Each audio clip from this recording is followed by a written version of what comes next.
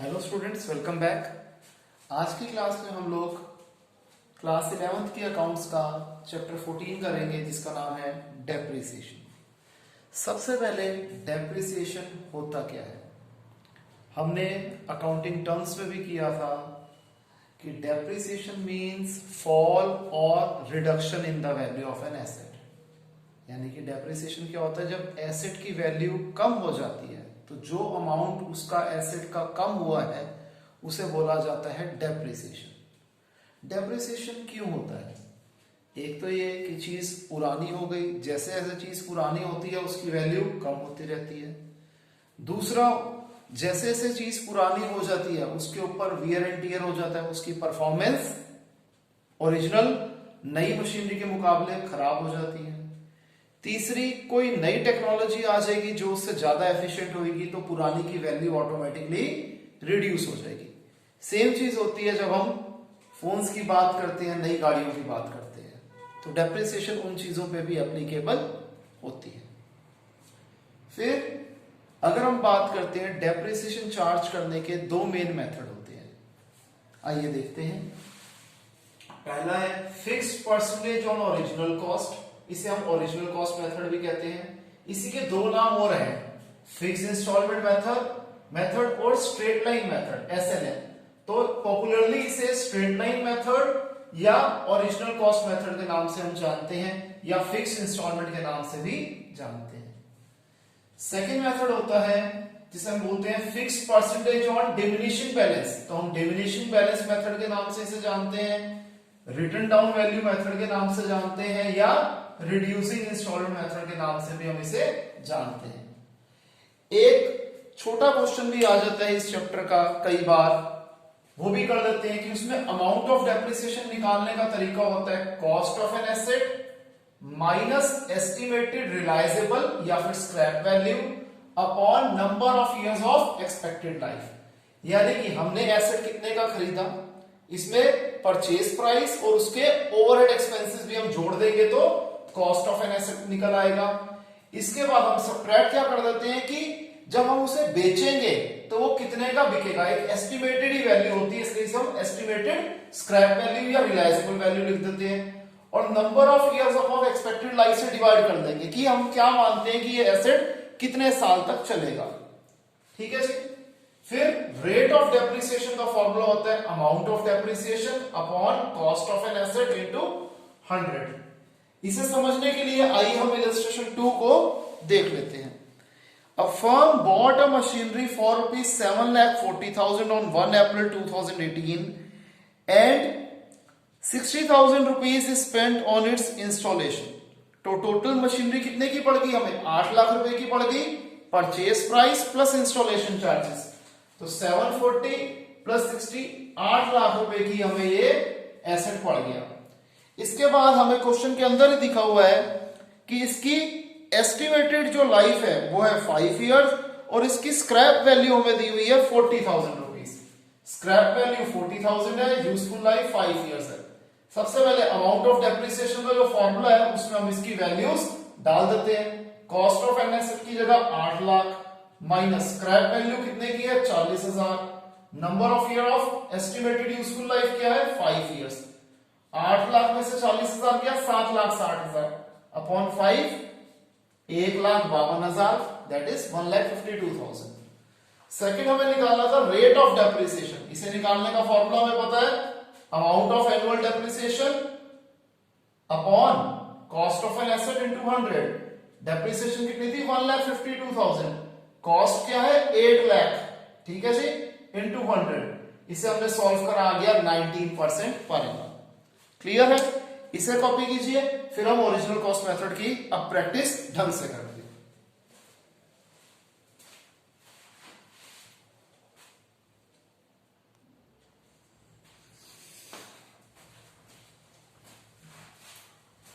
तो आइए हम देखते हैं इलस्ट्रेशन 5। एक बेसिक इलस्ट्रेशन है आपको कॉन्सेप्ट समझाने के लिए कि 1 अप्रैल 16 को हमने एक मशीनरी खरीदी 2 लाख रुपए की। डेप्रिसिएशन इसके ऊपर लगाना है 10% per annum original cost method में। 1 अक्टूबर 18 पे हमने यही मशीनरी बेच दी 1,20,000 की। हमें मशीनरी अकाउंट बना के दिखाना है 3 साल के लिए। मैंने क्वेश्चन को पहले शॉर्ट में एक बार लिख लिया था। देखिए जी, पहला अकाउंटिंग ईयर हमारा 1 अप्रैल 16 से खत्म हो रहा है 31 मार्च 17 तक। हमें अकाउंटिंग ईयर इस क्वेश्चन में गिवन है। तो इस अकाउंटिंग ईयर में मशीनरी है 2 लाख रुपए की, 10% डेप्रिसिएशन पूरा साल चल रही है, तो 2 लाख इंटू 10/100 इंटू 12/12 20,000 रुपए हो गया पहले साल का अमाउंट ऑफ डेप्रिसिएशन। देखिए इसे कैसे लिखेंगे। मशीनरी अकाउंट में हम डेबिट साइड पे लिखेंगे कि हमने 1 अप्रैल 16 पे 2 बैंक अकाउंट M1 यानी कि फर्स्ट मशीनरी हमने परचेज करी। डेबिट साइड पे परचेज आता है, अगर हम बैंक में लिखते हैं तो वो परचेज होगा, और क्रेडिट साइड पे बैंक यानी कि सेल होगा। अब डेप्रिसिएशन लगा 20,000, बाय डेप्रिसिएशन अकाउंट 20,000।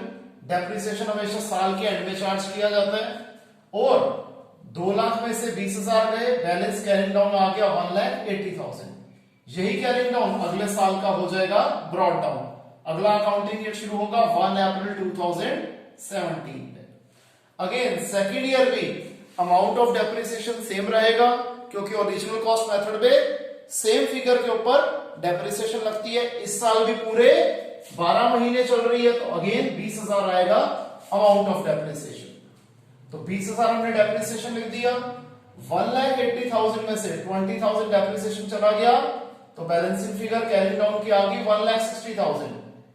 यहां का कैरिंग डाउन अगले साल का ब्रॉड डाउन हो गया 1,60,000। थर्ड अकाउंटिंग ईयर जो कि है 1 अप्रैल 18 से 31 मार्च 19 तक, मशीनरी 2 लाख रुपए की है, 10% डेप्रिसिएशन भी है, लेकिन इस अकाउंटिंग ईयर में हम 1 अक्टूबर को मशीनरी बेच रहे हैं, यानी कि करंट ईयर में 6 महीने ये मशीनरी चल रही है, तो 6 महीने का डेप्रिसिएशन का अमाउंट निकलेगा 10,000 रुपए। ये हमने लिख दिया जी बाय डेप्रिसिएशन अकाउंट 10,000 रुपए। अब ये मशीनरी हमने बेची कितने की है? 1,20,000 रुपए की। Bye bank account sale of machinery 1,20,000। अब ये मशीनरी बेचने पे हमें फायदा हुआ या नुकसान हुआ वो भी देख लेते हैं। मैंने एक छोटा सा टेबल बना दिया कि कैलकुलेशन ऑफ प्रॉफिट और loss on sale of machinery. ये मशीनरी की कॉस्ट कितनी थी? 2 लाख रुपीस की थी। इसके ऊपर डेप्रिसिएशन कितनी लगी है? 20,000, 20,000, 10,000, तो टोटल हो गई 20 प्लस 20 प्लस 10 50,000 इसके ऊपर टिल डेट डेप्रिसिएशन लगी है। तो जब हमने ये मशीनरी बेची उस दिन मशीनरी की बुक वैल्यू क्या थी? कॉस्ट में से डेप्रिसिएशन निकाल दो 1,50,000। ये मशीनरी हमने बेची कितने की है? 1,20,000 की बेची है, तो 30,000 का हमें क्या हो गया? लॉस हो गया, क्योंकि बुक वैल्यू थी 1.5 लाख, बेची हमने 1,20,000 रुपए की, तो 30,000 का क्या आ गया? लॉस आ गया। और लॉस को भी हम क्रेडिट साइड पे दिखाते हैं, डेबिट साइड पे हम गेन को दिखाते हैं। तो यहां पर हमारा ये क्वेश्चन कंप्लीट हो गया। क्लियर है स्टूडेंट्स? आप लोग इसे कॉपी करिए, और मैं हर बार बोलता हूं अगर किसी को कोई भी डाउट हो तो हम लाइव क्लास में उसे जरूर कवर करेंगे। पहले आप इसे कॉपी कर दीजिए।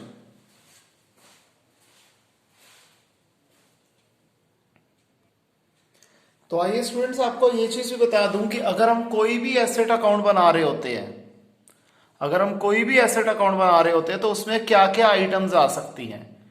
डेबिट साइड पे आता है टू बैलेंस ब्रॉट डाउन, या टू बैंक अकाउंट परचेज, या to P&L gain on sale of asset. और क्रेडिट साइड पे क्या क्या आ सकता है? बाय डेप्रिसिएशन अकाउंट, या फिर by provision for depreciation account, by bank account sale of an asset, और by P&L loss on sale of an asset. ये आपको पहले लिखना मैं भूल गया था, तो मैंने कहा एक बार बता दूं कि अगर हम जब सिंगल एसेट अकाउंट बनाते हैं तो दीज आर द कंटेंट्स, इसके अलावा और कोई चीज नहीं आ सकती। क्रेडिट साइड पे एक चीज और आती है, that is by balance carrying down. इसके अलावा और कुछ भी यहां पर नहीं आ सकता। क्लियर है? इसे कॉपी कर लीजिए।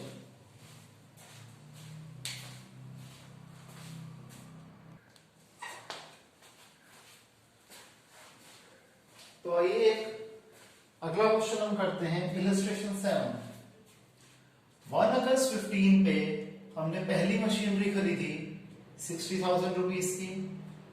1 अक्टूबर 16 पे यानी कि अगले साल अगले अकाउंटिंग ईयर में हमने सेकंड मशीनरी खरीदी 20,000 रुपीस की। 30th जून 17 पे हमने पहली वाली मशीनरी जो हमने 1 अगस्त पे खरीदी थी वो बेच दी 38,500 की। और उसी दिन हमने एक और थर्ड मशीनरी खरीदी 50,000 रुपीस की।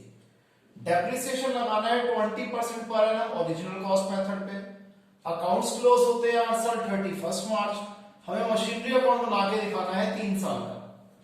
तो पहला अकाउंटिंग ईयर होगा 1 अप्रैल 15 से 31 मार्च 16 तक का। हमारे पास एक ही मशीनरी है 60,000 की। 20% इसके ऊपर डेप्रिसिएशन लगना है। कितने महीने का लगना है? अगस्त से मार्च तक का। 1 अगस्त से 31 मार्च का यानी कि 8 महीने का। कैसे निकला? अगस्त है तो अगस्त हम काउंट करेंगे क्योंकि 1 अगस्त है। अगस्त, सितंबर, अक्टूबर, नवंबर, दिसंबर, जनवरी, फरवरी, मार्च। तो 8 महीने की डेप्रिसिएशन निकली 8,000 रुपीस। हम पहले साल का अकाउंट कैसे बनाएंगे? 2015 अगस्त 1 टू बैंक अकाउंट परचेज करी हमने M1 60,000 की। क्रेडिट साइड पे क्या आ जाएगा? बाय डेप्रिसिएशन अकाउंट M1 8,000 और बाय बैलेंस कैरिंग डाउन 60,000 में से 8,000 गया 52,000। ये 52,000 कैरिंग डाउन अगले साल का बन जाएगा ब्रॉड डाउन। अब यहां पर मैंने M1 इसलिए लिखा है क्योंकि यहां पर काफी सारी मशीनरीज है, इनफैक्ट 2 मशीनरीज है। तो डिफरेंशिएट हो जाए, कहीं पे हम कंफ्यूज ना हो जाए कि ये डेप्रिसिएशन का अमाउंट कौन सी मशीनरी का है, इसलिए अलग अलग करने के लिए हम इसे M1 और M2 से डिनोट करेंगे। फिर सेकेंड अकाउंटिंग ईयर में क्या करना चाहिए हमने?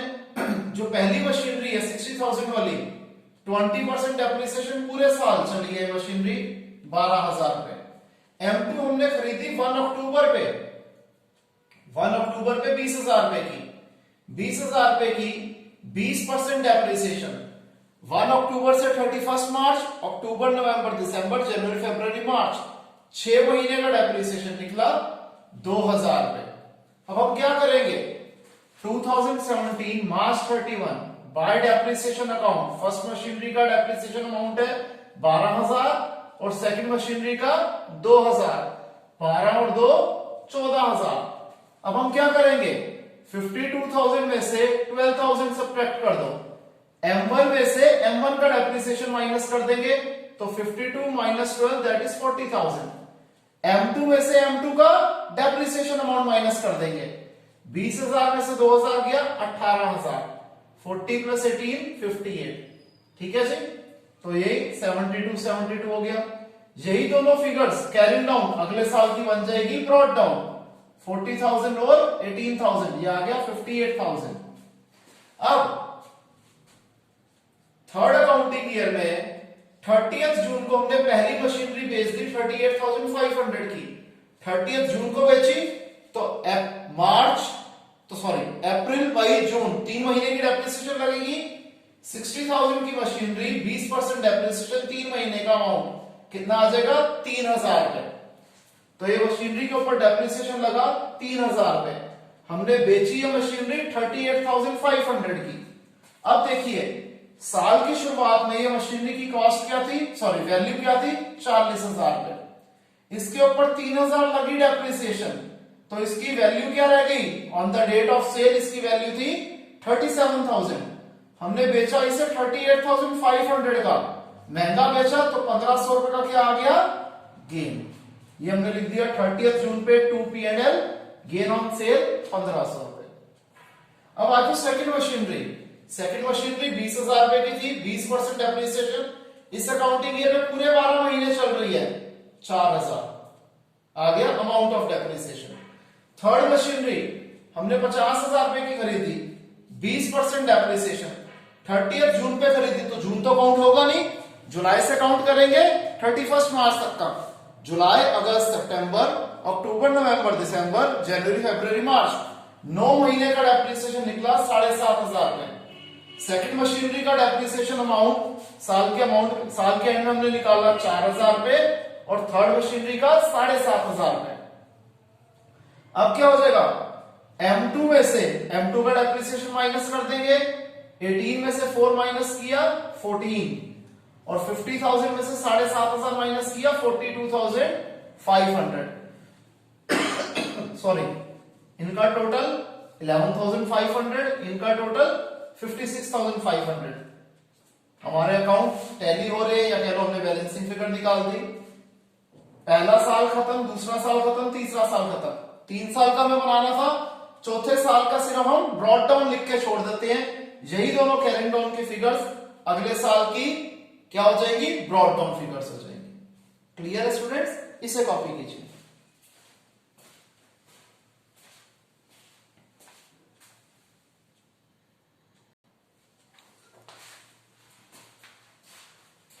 तो स्टूडेंट्स अब हम करते हैं इलस्ट्रेशन 14। ये हमारी सेकंड मेथड यानी कि रिटर्न डाउन वैल्यू मेथड के ऊपर बेस्ड है। एक बेसिक क्वेश्चन है, इसे समझते हैं। आइए, 1 अक्टूबर 15 पे हमने फर्स्ट मशीनरी खरीदी 1,80,000 रुपए की। 20,000 रुपए इसका ऊपर का खर्चा आ गया, तो टोटली मशीनरी हमें पड़ गई 2 लाख रुपए की। 30 सितंबर 18 पे हमने ये मशीनरी बेची 1,40,000 रुपए की और 4,000 रुपए डिसमेंटलिंग का खर्चा आ गया। तो इसमें से ये सब्ट्रैक्ट कर देंगे, तो यानी कि नेट हमारी ये मशीनरी बिकी 1,36,000 रुपए की। अकाउंट्स हर साल क्लोज होते हैं 31 मार्च में। डेप्रिसिएशन लगाना है 10% per annum, written down value method है, यूज हमने करना है। हमने मशीनरी अकाउंट बनाना है till the date of sale. तो 1 अक्टूबर 15 पे हमने मशीनरी खरीदी 2 लाख रुपए की। पहले इसका वर्किंग नोट्स बना लेते हैं फर्स्ट ईयर का। 2 लाख रुपए की मशीनरी, 10% डेप्रिसिएशन। 1 अक्टूबर 15 से 31 मार्च 16 तक कितने महीने होते हैं, 6 महीने होते हैं। तो 6 महीने की डेप्रिसिएशन आ गया 10,000 रुपए। 10,000 रुपए डेप्रिसिएशन है। 2 लाख में से 10,000 गए, 1,90,000 कैरिंग डाउन, जो कि हो जाएगा हमारा ब्रॉड डाउन। अगले अकाउंटिंग ईयर में अब फर्क क्या आता है कि अब ये जो फिगर है ब्रॉड डाउन है, हम इसके ऊपर डेप्रिसिएशन लगाएंगे। This is the only difference between OCM and WDV, यानी कि ओरिजिनल कॉस्ट मेथड और रिटर्न डाउन वैल्यू मेथड में यही फर्क होता है। तो हम 1,90,000 के ऊपर डेप्रिसिएशन लगाएंगे 10% पूरे साल की, क्योंकि इस साल कोई भी चीज ना इस मशीनरी में कोई एडिशन हो रही है ना हम कुछ इसे बेच रहे हैं। तो 19,000 डेप्रिसिएशन आ गई। 190 में से 1,90,000 में से 19,000 गया, 1,71,000 होगी हमारी कैरिंग डाउन। यही अगले साल की होगी ब्रॉड डाउन। अब अगले साल 1,71,000 पे डेप्रिसिएशन लगाया जाएगा 10% पूरे साल का, जो कि आया 17,100। 17,100 हमने डेप्रिसिएशन लगा दिया। 1,71,000 में से 17,100 गए, तो आ गया 1,53,900। ये कैरिंग डाउन इस साल का बन जाएगा ब्रॉड डाउन। अब इस अकाउंटिंग ईयर में 1 अप्रैल 18 से 30 सितंबर 18 तक का लगाएंगे डेप्रिसिएशन, क्योंकि 30 सितंबर पे हम मशीनरी बेच रहे हैं। तो 1,53,900 का 10% डेप्रिसिएशन 6 महीने के लिए कितना आ गया, 7,695। हमने लिख दिया जी डेप्रिसिएशन आया 7,695। हमने ये मशीनरी नेट बेची थी 1,36,000 रुपए की। अब देखिए प्रॉफिट या लॉस क्या निकला है। इस अकाउंटिंग ईयर की शुरुआत में यानी कि 1 अप्रैल 18 पे इसकी वैल्यू थी 153,900। इस अकाउंटिंग ईयर का 6 महीने का डेप्रिसिएशन कितना निकला है, 7,695। यानी कि जिस दिन हमने मशीनरी बेची उस दिन पे इसकी वैल्यू क्या थी, इसको डिफरेंस ले लेंगे 1,46,205। हमने मशीनरी बेची 1,36,000 की, तो 10,205 हमें हो गया लॉस। क्लियर है स्टूडेंट्स, इसे कॉपी कर लीजिए। एक क्वेश्चन और करते हैं इसी का थोड़ा एडवांस लेवल का।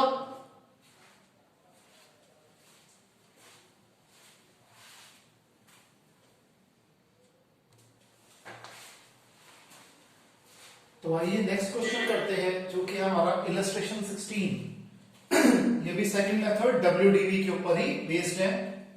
1 अप्रैल 15 पे हमने पहली मशीनरी खरीदी 36,000 रुपीस की। 4,000 इसके ऊपर का खर्चा आ गया, टोटल मशीनरी की कॉस्ट पड़ गई हमें 40,000 रुपए। इसी साल यानी कि 1 अक्टूबर 15 पे हमने एक और मशीनरी खरीदी 20,000 रुपए की। फिर 1 अक्टूबर 17 पे हमने पहली वाली मशीनरी बेच दी 12,000 रुपए की, और उसी दिन एक थर्ड मशीनरी खरीद ली 64,000 रुपीज की। डेप्रिसिएशन लगाना है 10% per annum written down value method पे। अकाउंट क्लोज हो रहे हैं 31 मार्च पे। हमें मशीनरी अकाउंट बनाना है 3 साल का। पहला अकाउंटिंग ईयर 1 अप्रैल 15 से 31 मार्च 16 तक का है। 40,000 रुपए की मशीनरी है पहली मशीनरी, 10% डेप्रिसिएशन। अप्रैल से 31 मार्च पूरे 12 महीने का 4,000 रुपए। सेकेंड मशीनरी 20,000 रुपए की, 10% डेप्रिसिएशन। 1 अक्टूबर 15 से 31 मार्च 16 तक 6 महीने का डेप्रिसिएशन 1,000 रुपए। हम अब इसको अपने मशीनरी अकाउंट में दिखा देते हैं। पहली मशीनरी अप्रैल 1 टू बैंक अकाउंट M1 40,000, अक्टूबर 1 to bank account M2 20,000, total हो गया 60,000। 2016 मार्च 31 बाय डेप्रिसिएशन अकाउंट M1 के ऊपर डेप्रिसिएशन है 4,000 और M2 के ऊपर 1,000। 4 और 1 5। जैसे हम करते थे M1 में से M1 का डेप्रिसिएशन माइनस कर देंगे। 40 में से 4 गया 36, 20 में से 1 गया 19, 36 और 19 55। यही दोनों कैरी डाउन अगले साल के बन जाएंगे ब्रॉड डाउन। अगला अकाउंटिंग ईयर 1 अप्रैल 16 से 31 मार्च 17 तक, इस दौरान कुछ भी नहीं हो रहा। तो पहली मशीनरी 36,000 की, 10% डेप्रिसिएशन 12 महीने का 3600। सेकेंड मशीनरी 19,000 रुपए की, 10% डेप्रिसिएशन 12 महीने के लिए कितना आ गया 1,900 रुपए। इसी को लिख देते हैं 2017 मार्च 31 फर्स्ट मशीनरी का डेप्रिसिएशन 3600, सेकेंड मशीनरी का डेप्रिसिएशन 1900, टोटल हो गया 5500। 36,000 में से 3600 गया 32,400, 19,000 में से 1900 गया 17,100, इसका टोटल हो गया 49,500। यही कैरिंग डाउन अगले साल के बन जाएंगे ब्रॉड डाउन। अब इस साल यानी कि 1 अप्रैल 17 से 31 मार्च 18 तक पहली मशीनरी की वो कॉस्ट क्या है 32,400। ये मशीनरी हमने बेच दी 1 अक्टूबर पे, यानी कि 6 महीने चली। 32,400 का 10% डेप्रिसिएशन 6 महीने के लिए आ गया 1,620 रुपए।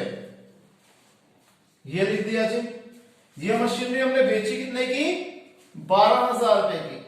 अब आप ये समझिए इस मशीनरी की वैल्यू ऑन 1 अप्रैल 17 कितनी थी 32,400 थी। अब ये सिर्फ मैं ये वर्किंग नोट्स बना रहा हूं अलग से। इसके ऊपर डेप्रिसिएशन लगा 6 महीने का कितना 1,620 रुपए। तो इसकी वैल्यू रिड्यूस होकर कितनी रह जाएगी 7 14 30,780।